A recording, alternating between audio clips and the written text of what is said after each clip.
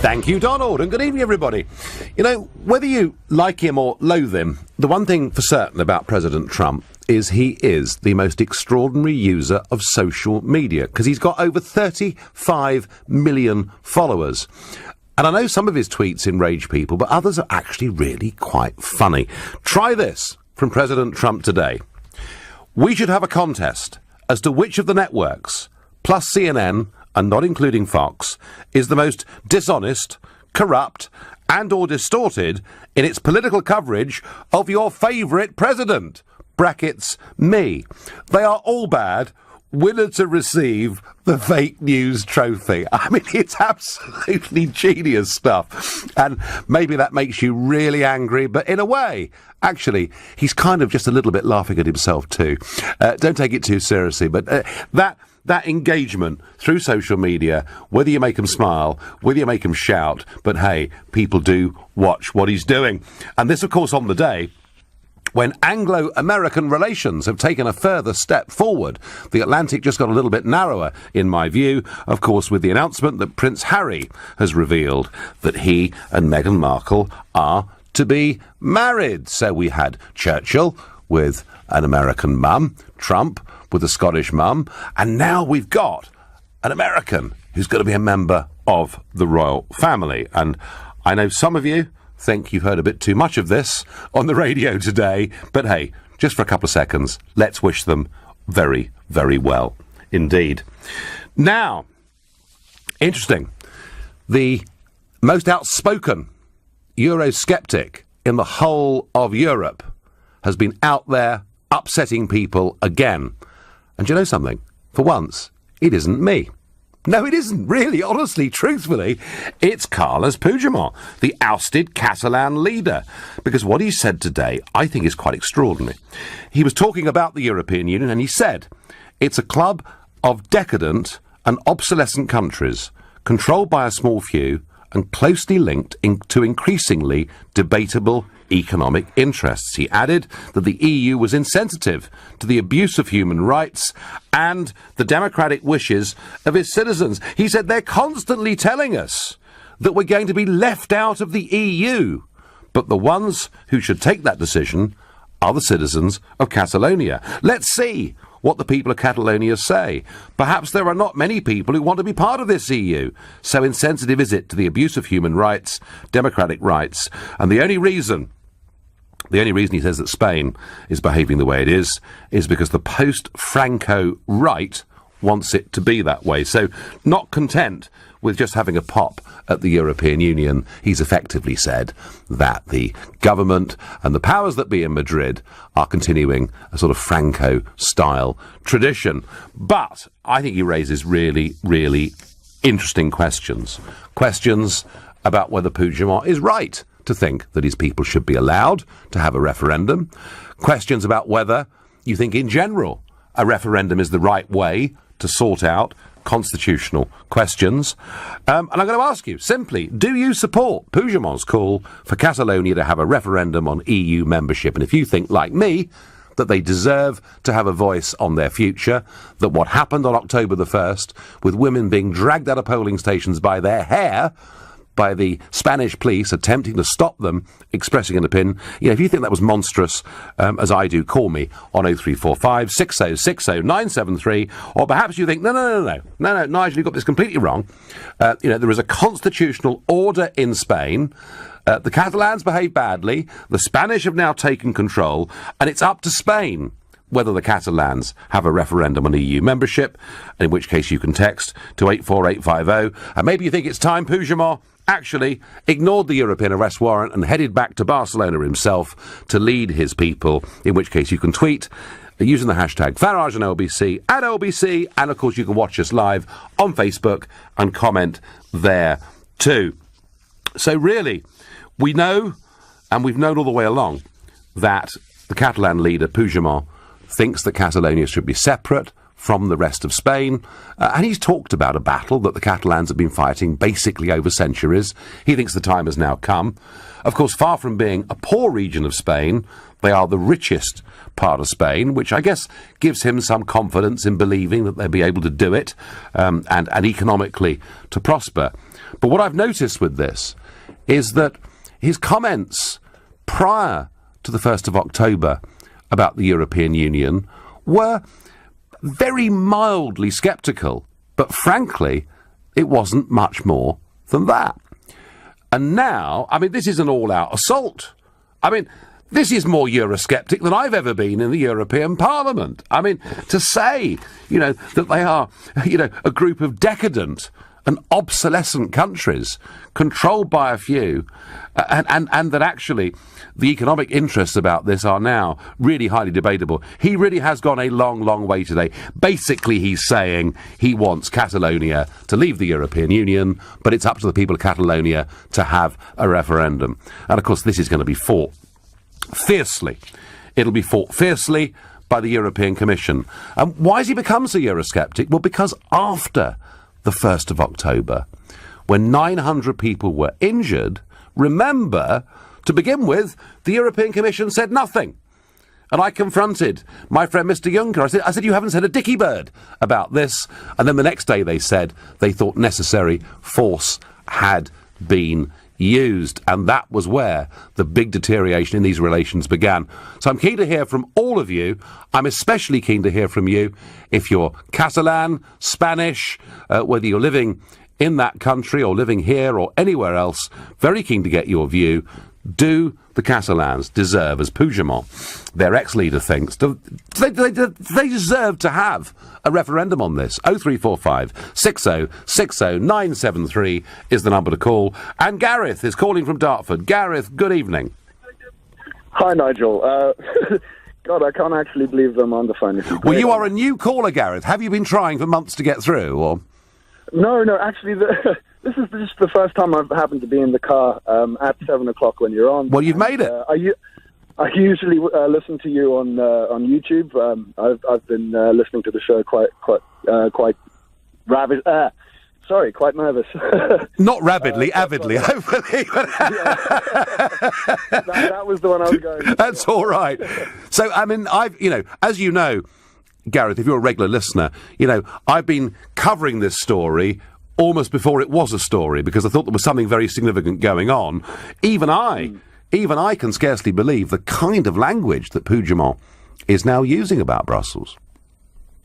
Yeah, I don't know much about Puigdemont, but for me, it's mainly about sort of how in Europe we're seeing this now tendency towards European people wanting to leave the European Union. I mean, you've got the Polish, who are vastly nationalistic now, and I think they're thinking hard about it. The French, they had a big movement with Marine Le Pen in the past, and I think Kurt Wilders as well was ardent opponent as well. Well, yeah, I mean, Gareth, ardent opponents, but not in a majority position. No, obviously not. But I think the European Union needs to at least acknowledge the fact that there is this sort of sentiment being espoused by these countries, and maybe giving them the choice now would be a good way to maybe appease these voices for one, and just maybe give a dog a bone for once. Well, but Madrid will fight very hard against this. Juncker has said after the Brexit vote he doesn't want there ever to be any more referendums again. So there'll be a lot of opposition, won't there? All their money, isn't it? Well, that's part of it. That's part of it. Yeah. I mean, there are some, Gareth, in this country that think that we shouldn't have referendums, that we should trust our political class to get on and govern our country. And my answer to them is that actually Brexit proved why a referendum can be valuable, because sometimes the people have a different point of view to those that are leading us. And that is, to me, an expression of democracy. But I promise you, Gareth, I promise you the opposition to this vote taking place will be huge, even though it's likely at the moment that Puigdemont would lose on the question of leaving the European Union. But then again, everyone thought that about Brexit too, didn't they? So, Gareth, let me just ask you, if you were a Catalan and a follower of Puigdemont, and this referendum did take place, would you vote for Catalonia to leave the EU? 100%. 100%. Gareth, you're a star. Thank you very much. Great to have you on. Cheryl from Sutton says, do you think that President Trump will be invited to the royal wedding? Great show. Thank you. Well, you know, President Trump went to France on Bastille Day and, despite his huge disagreements with Macron, got the red carpet treatment. He's been to Saudi Arabia. He's been to Warsaw. He's been travelling all over the world and treated with the respect that an American president should. And yet we're told that when he comes to this country, it won't be a state visit. It'll be downgraded to a working trip for reasons that totally baffle me. And I'll say for the second time at the start of this show, whether you like him or not, he's actually really rather important in the world and potentially rather important to our future.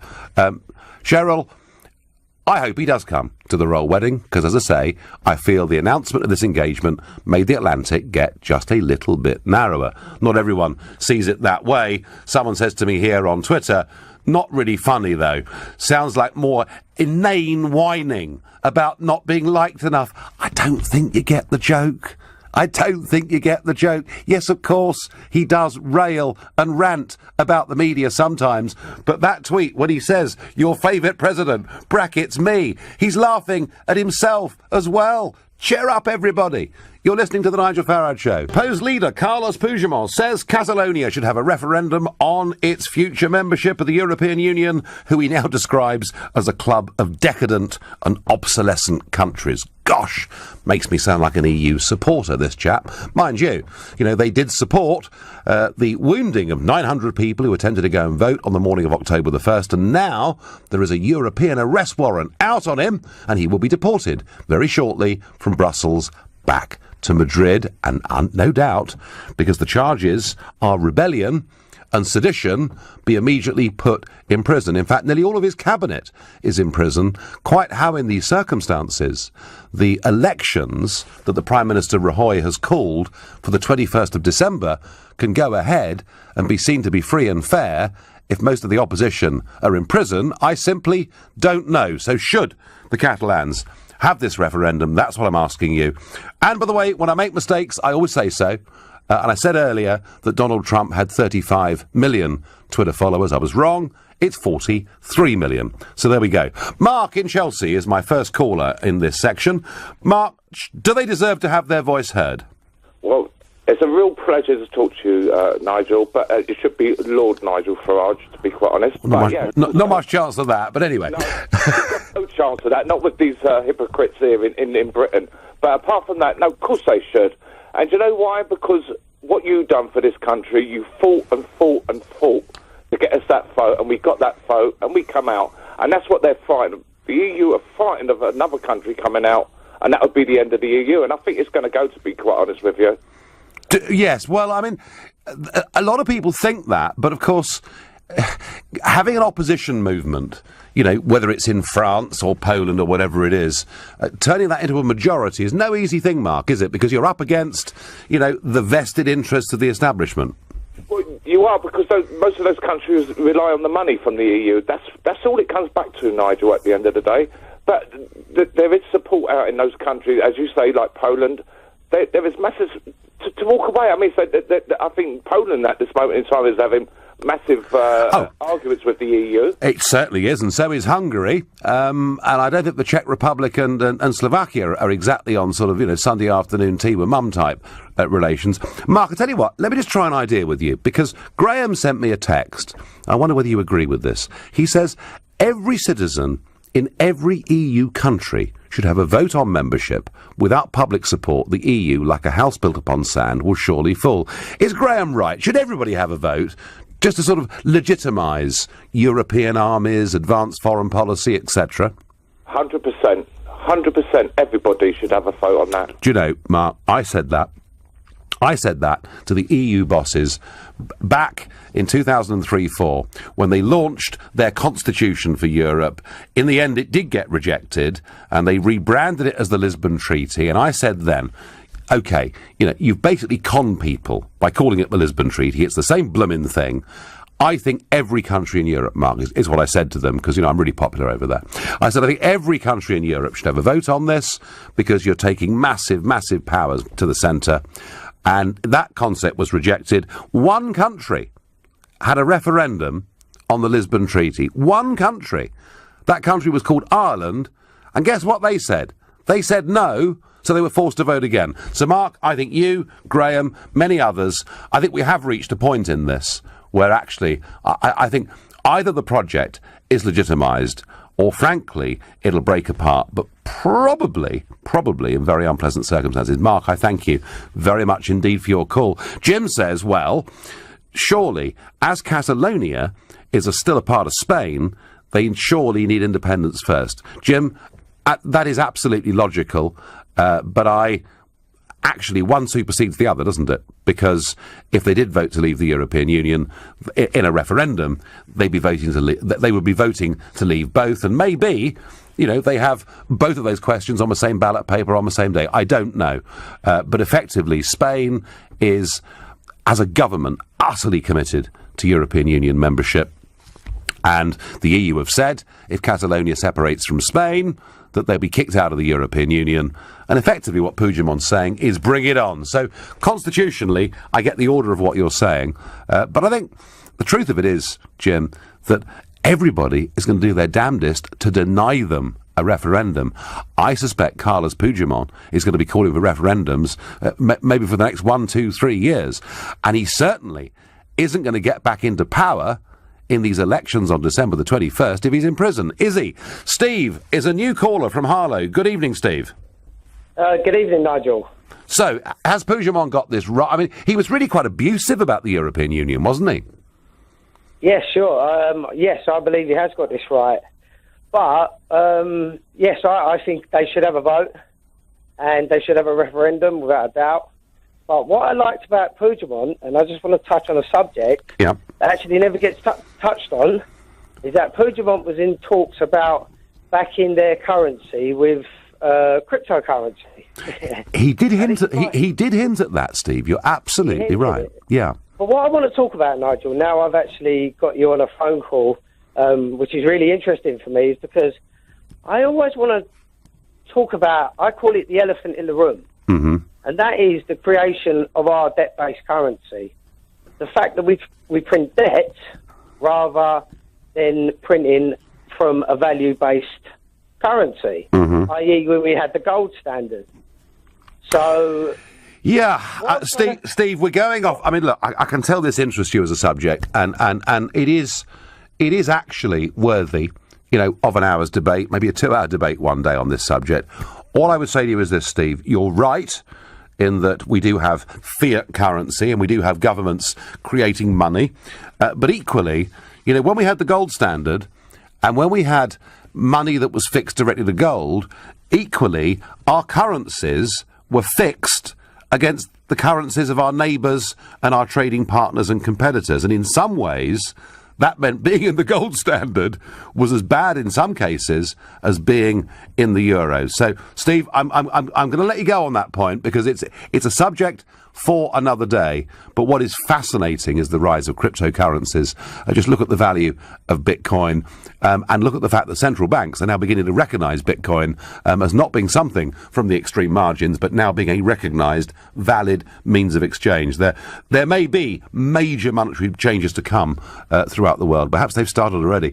I'm looking for people to tell me that actually it's up to the Spanish to say whether the Catalans have a referendum of any kind at all, because so far you all seem to think that Puigdemont is right. Or maybe Andreas takes a different view on Facebook. That doesn't make sense. There's no way they'll get independence. And if they ever should do, they would automatically be out of the EU too. Well, yeah, Andreas, this is the odd one, isn't it? If they voted to leave Spain, they've left the European Union anyway. So it wouldn't really matter almost what the referendum was on. The question is, should they have a referendum or not? I've got more of this. The whole of Europe deserves an in-out referendum, not just Catalonia. So quite a few people beginning to agree with that point of view, that actually the entire European project needs to be legitimised, because nobody has ever voted for the sheer extent of powers that are currently in the hands of my friend Mr. Juncker and that lovely Mr. Barnier, who seems to like us just so much, doesn't he? Sam is calling from Poplar. Good evening, Sam. Good evening, Nigel. So, Should this be a Madrid decision, ultimately, whether they have a vote, or should the Catalans just be able to do it? Well, first of all, I want to say that I think it's really wrong that the EU took the attitude of violence within the voting booths, dragging people out of the voting booths, arresting political leaders. That's obviously wrong. Yes. But equally, we have to remember that this was an unofficial referendum. It obviously posed a challenge to them. And I think the fact that obviously it hasn't been recognised as an official referendum is correct, because it wasn't called as an official one in the first place. But having said that... Sam, wouldn't it have been wiser then for Madrid to say, look, this is not constitutional. You can have your vote if you want, but it won't count for anything. Wouldn't that have been a brighter way to approach this? No, absolutely, I agree. And I mean, obviously, the importance of democracy, and for example, the EU referendum we had here showed that the political class certainly don't always have it right. But I think that, as you say, it's kind of now, since they've had this unofficial referendum and there's been such a bad feeling, I think they have to have and give them the opportunity for official referendum now, because they've sort of done it in such a bad way, the EU, and treated the Catalonian people so badly that they sort of left them in no other choice or to show that they are very corrupt individuals. The chances are, Sam, that if Madrid says, right, OK, you can have a vote on whether you stay part of Spain or not, understanding that if you vote to leave Spain, you are in effect voting to leave the EU as well, because Brussels has said they wouldn't have you anyway. The chances are, Sam, in my view, if on the 1st of October that referendum had taken place officially with Spanish sanction, I think a majority would probably have voted to stay part of Spain in the European Union. But I do feel, and this is where we started our call and where we agree totally, I do feel the way they've behaved has actually been just, well, I was to say red rags to a bull, but let's not talk about bullfighting when there's a big animal rights row going on about our membership of the European Union. Quite why anyone thinks that leaving the EU is bad for animal rights. I can't quite get that. But Sam, they have basically fed Puigdemont, haven't they? But you think, despite all that's been said and done, do you think the Spanish will give them a vote? I don't think they will, no, and I think that's wrong. And as you say, the stupid thing is, if they'd have given them the official referendum in the first place, they quite well might have voted to stay part of Spain anyway. So now They've only antagonised the people of not only Catalonia but the rest of Europe, and you could well see other independent states. So, for example, I mean, it's unlikely, but Cornwall, let's say, there's an independent sort of opinion down there. Maybe you'll see people like that saying, well, look, if they're going to treat us like this and they're going to treat the peoples of Europe with such contempt, then we're going to start calling referendums on our own countries as well. Well, I promise you, I don't think the demand, and I'm very happy for Cornish callers to ring in and tell me I'm wrong, I don't think the demand for a referendum in Cornwall is all that great. Referendums happen, Sam, when something's reached boiling point, when there is a real demand for it to happen. Sam, I thank you very much indeed for your call. Agnes tweets at me, a state visit for Trump, not 1 penny of my tax should be spent on state honours for that fantasist. There you are. He does excite great passion. That's why he's got 43 million people following him on Twitter. You're listening to the Nigel Farage Show as Carlos Puigdemont goes mega Eurosceptic and says the Catalans should have a vote on leaving the European Union. I'm asking you whether actually the Catalans should be given that vote or whether indeed it should be Spain's decision.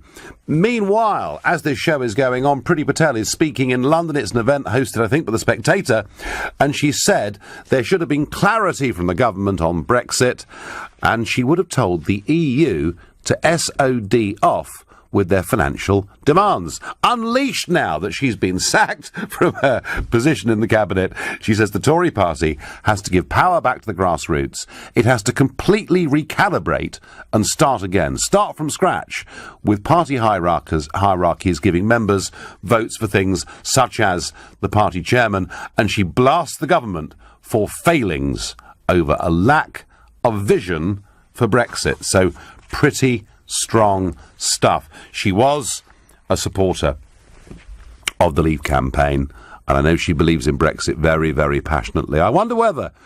So there are two ways of reading this. One is that she's upset she lost her job because of all the meetings she had in Israel, and she's just lashing out because of it. The other is actually boiling away within the cabinet are deep resentments on both sides of the argument, and Theresa May having a very difficult job of holding the whole thing together. There we are. I've said something nice about Mrs May. That'll surprise all of you. No, the point is, either way, whether she's up to the job of being PM or not, goodness me, she's got one hell of a difficult job with that cabinet, let alone with Monsieur Barnier and our friends across the water. And one piece of positive news, why not? Britain and Turkey have begun work on a post-Brexit free trade agreement, the Turkish Prime Minister has said.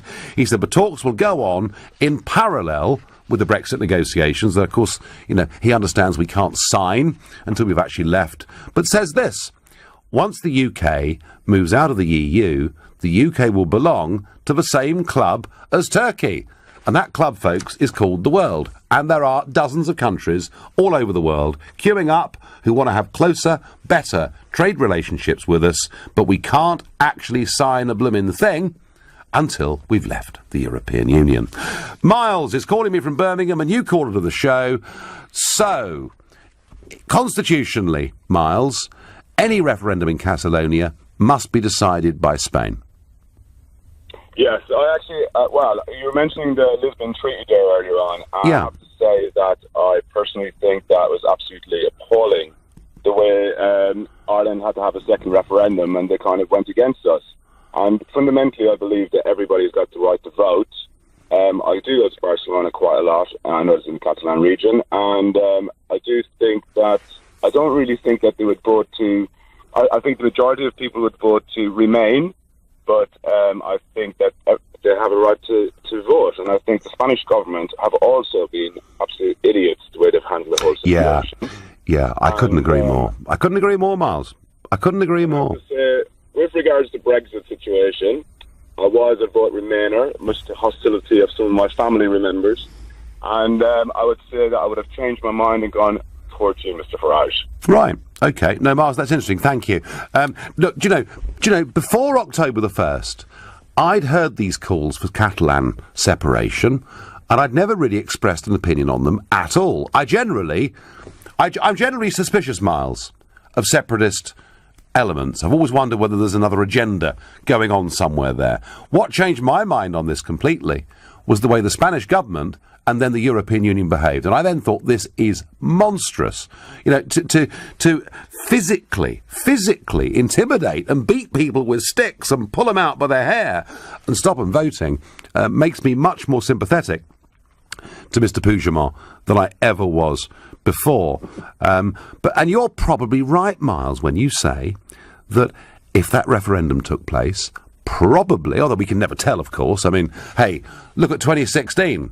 Just look at it. We had Brexit, Trump, and then the big one, Leicester City. I mean, all three happening in 1 year. A £1 triple accumulator on those three at the start of 2016 would have paid 25 million quid. So we never quite know what's going to happen in life.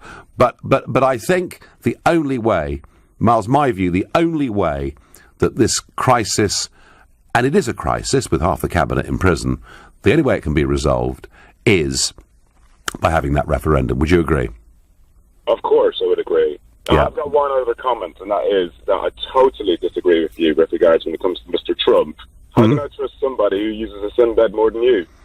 I've never used a sunbed in my life, Miles. But thank you for the call and for that parting shot. Thank you very much.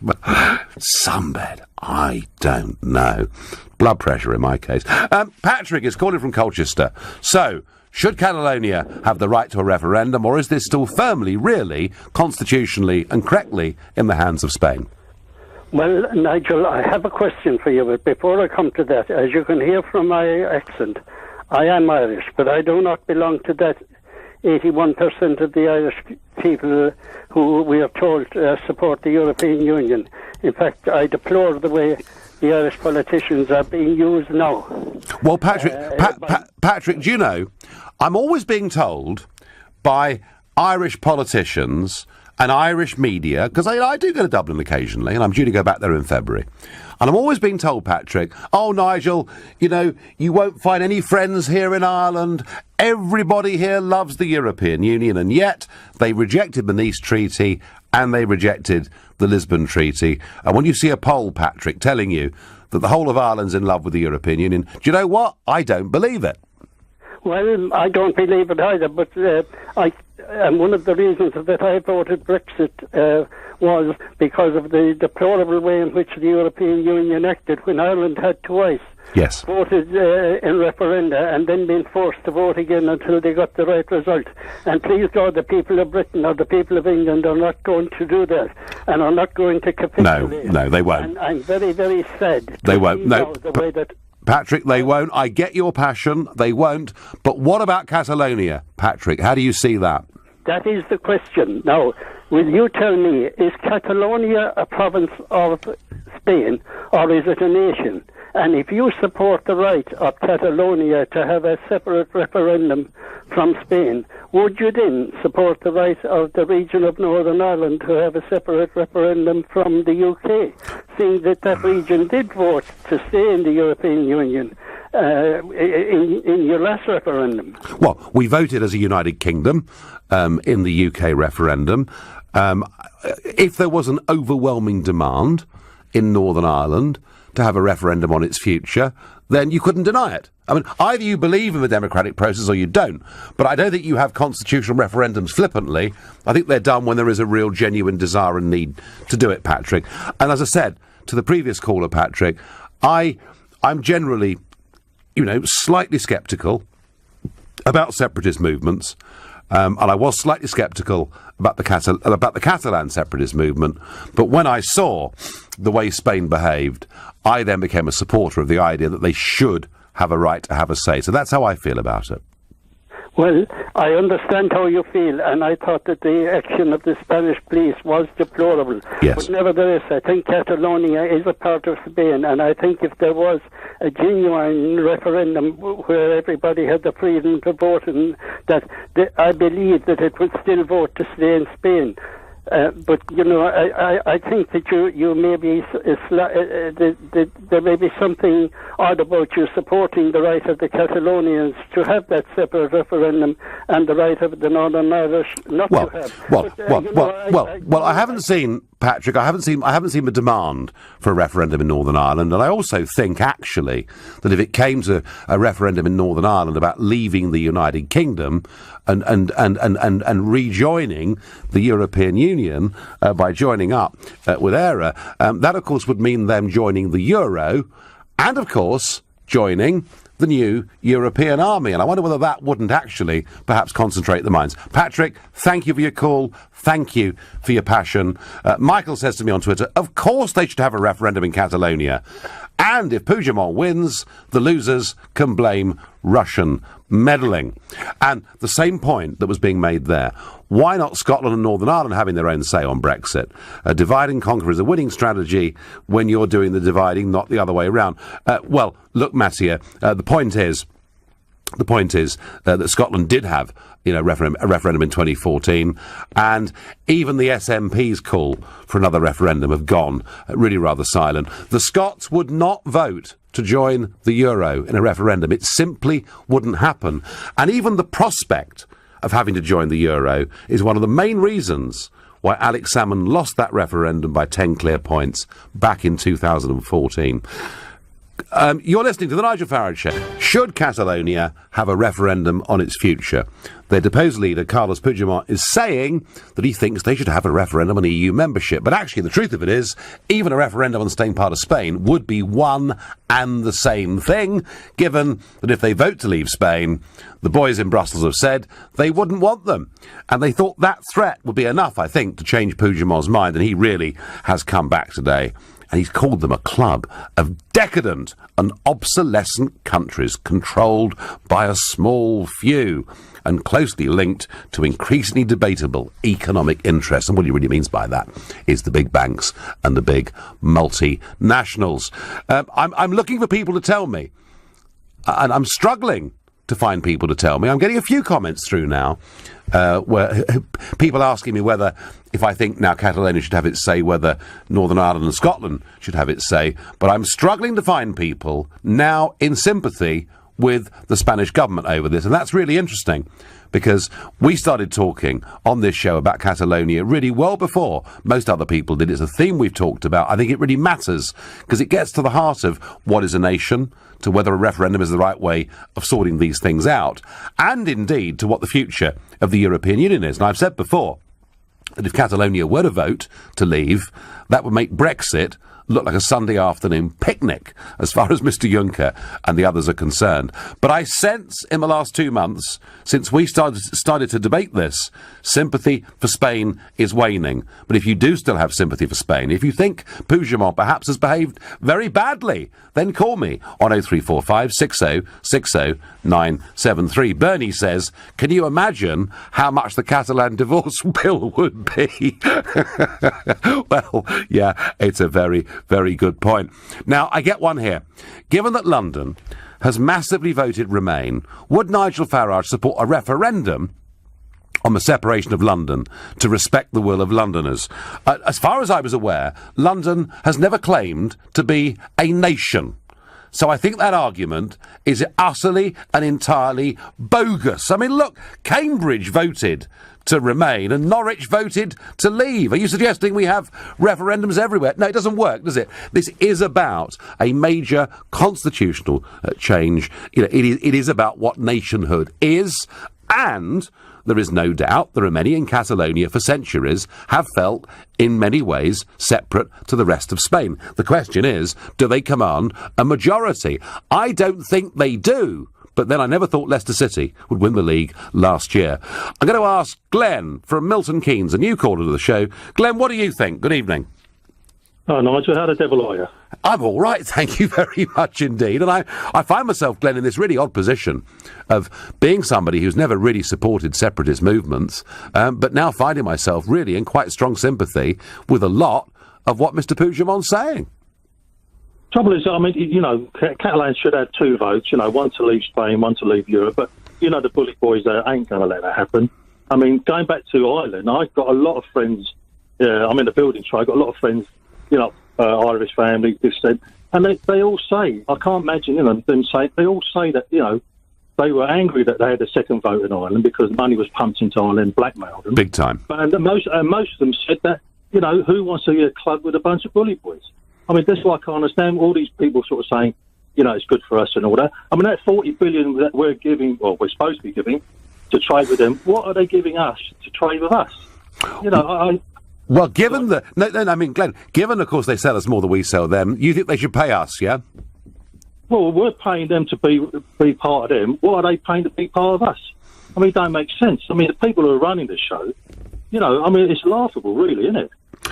Well, I have to say, I can't see what 40 billion is. I don't see where it's been derived from. And I've been thinking, Glenn, about this over the weekend. If the British government is to make a financial offer of any kind at all, I think it's about time we stop this ludicrous game of shadow boxing where, you know, in the sort of quiet corners of Brussels, we're upping the offer and they're saying it's not big enough. I reckon what we ought to do is to itemise.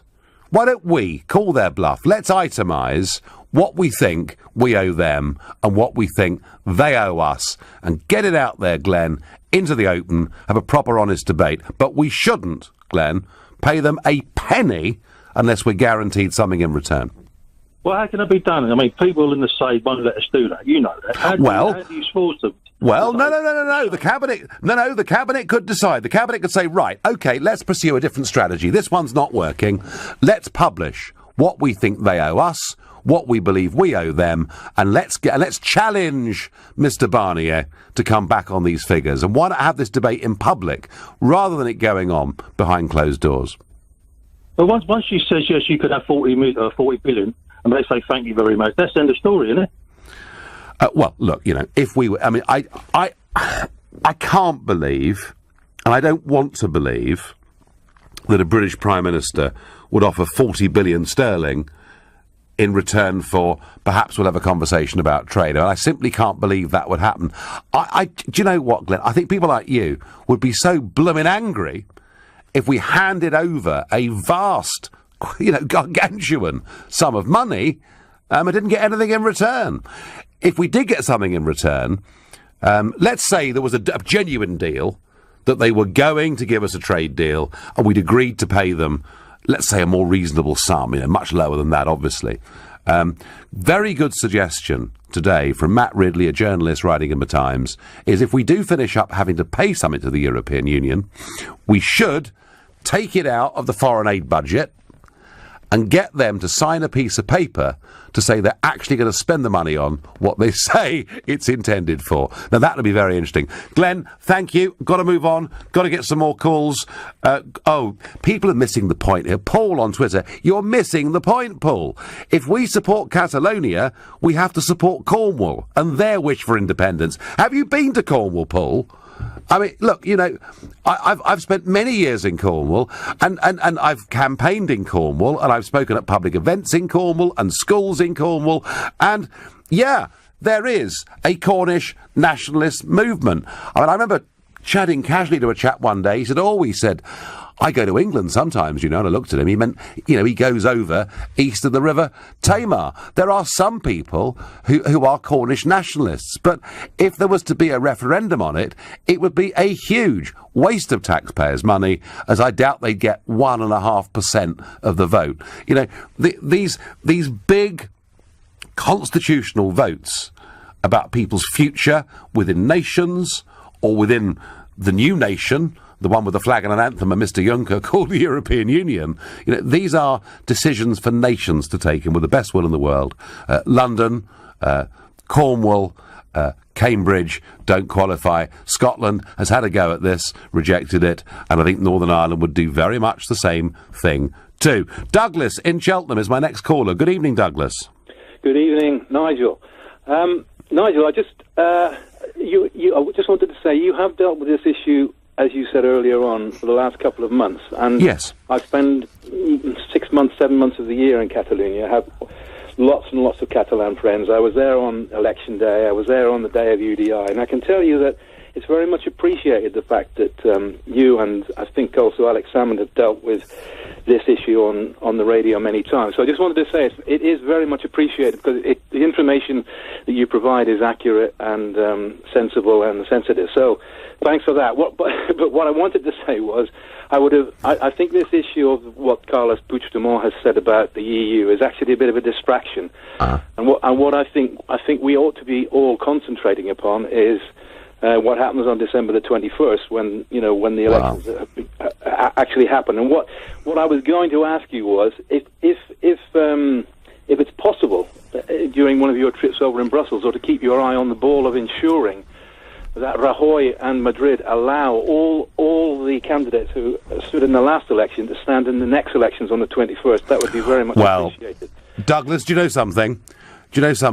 I've been trying to get the European Parliament to debate the Catalan crisis so that I can make that point, that for these elections to be legitimate, they have to be free and fair, and they've refused so far to have that debate. Douglas, I thank you. I'm going to take Frederick from Ealing. You've got 30 seconds, Frederick. We're at the end of the show. All right, thank you, Nigel. Look, let me quote something from Mr. Monnet, one of the founding members of Europe.